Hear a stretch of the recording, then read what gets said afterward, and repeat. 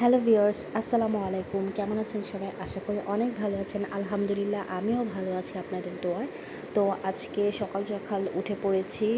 ঘরে অনেক কাজ রয়েছে। তো যেহেতু এটা ছিল আর কি ঈদ সিজনের ভিডিও। তো ভিডিওটা আমি খুব বেশি দেরি করে ফেলেছি আপলোড করার জন্য, তার জন্য দুঃখিত।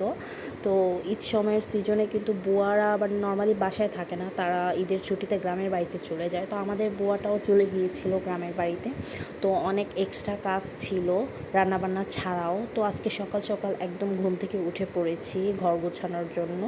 তো ভাবলাম যেহেতু ঈদের আগের দিন চাঁদ রাতে এই কাজটা করা হচ্ছিল আর কি, তো চাঁদ রাতেই এই কাজটা বেশি করা হয় আর কি।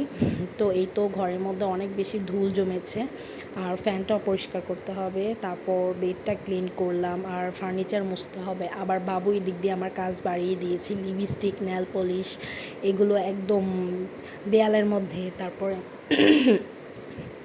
ফার্নিচারের মধ্যে, তারপরে দরজার মধ্যে লাগিয়ে রেখেছে।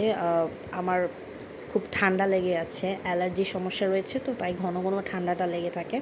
তো আজকেও ভিডিও এডিট করতে গিয়ে আমার খুব কষ্ট হয়েছিল, একদম অনেক বেশি ঠান্ডা লেগে আছে।